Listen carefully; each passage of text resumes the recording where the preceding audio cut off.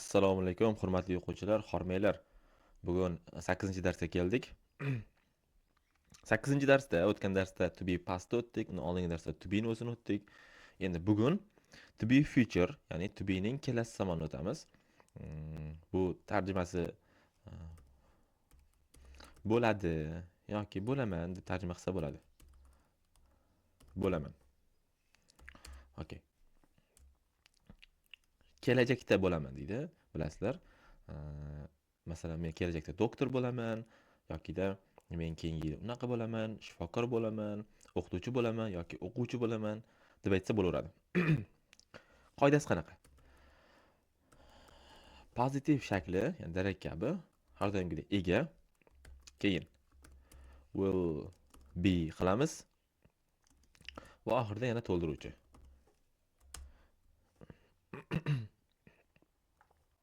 Misol uchun, I will be a doctor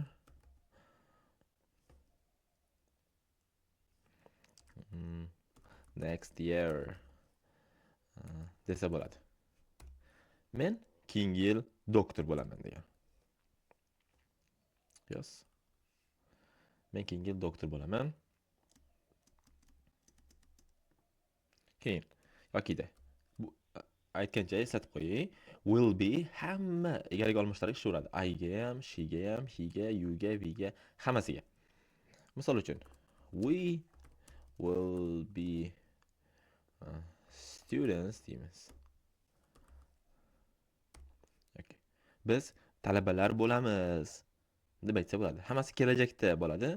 O'sha esdan chiqmasin.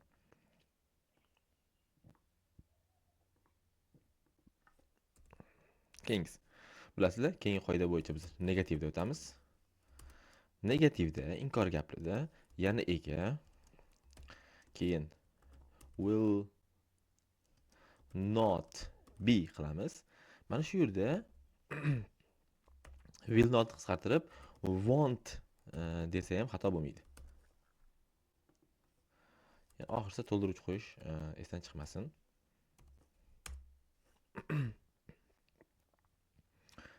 Misol uchun, he will not or won't be a teacher deyman. U o'qituvchi bo'lmaydi degandek bo'ladi. Kelasi zamonda yokida you won't deb qisqartirib ketaylik birdan. You won't be a like pilot. Sen uchuvchi bo'lmaysanmi? Degandek bo'lyapti. E'tibor beringlar, gapda ish harakat qatnashmayapti. Chunki inkor gaplarda, to be gapda ish harakat bo'lmaydi. Faqat bo'ladi, bo'laman, shunga o'xshagan ma'nolar kelaveradi. Kelasi zamonda bunaqa bo'laman yoki bunaqa bo'lmayman degan ma'noda ketaveradi hammasi. Endi question. Savol gapda nima qilamiz? Birinchi endi will chiqadi. Will dan keyin ega qo'yamiz. Mana shu yerda qo'shuv qo'ymasam bir xil o'quvchilar menga urushyapti. Keyin be va oxirisida object so'roq. Will be oldinga chiqmaydi, will de o'zi oldinga chiqadi. Misol uchun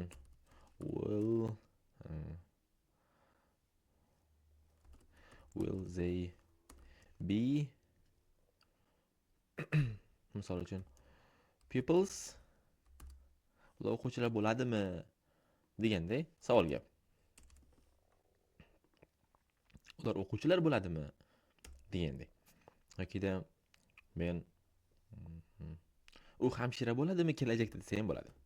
Will she be a nurse in the future? Bu yog'ini kali so'zlar vaqtda ham aytyapman endi. Mana will deyapman savol bo'lgani uchun. Undan keyin she ni qo'yyapman. To'g'rimi? Qiz bola uchun qoidamiz bo'yicha be kelish kerak, keyin bu yoq hammasi to'ldiruvchi. Will she be a nurse in the future degani u qiz kelajakda hamshira bo'ladimi deyapman. U qiz kelajakda. In the future degani bu kelajak degani. U qiz kelajakda hamshira bo'ladimi deb so'rayapman.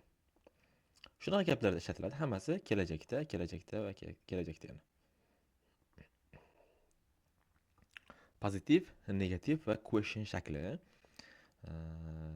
menimcha tushunarli bo'ldi deb o'ylayman. Chunki bu qoidalar juda osonroq, qiyin emas. Hali zamonlarga kelmadik. Balkim zamonlarga kelsak, sal qiyinroq bo'lib, videolarimiz ham sal cho'zilishi mumkin. Hozircha shu. Rahmat hammaga. Charchamanglar, o'qishdan to'xtamanglar. Keyingi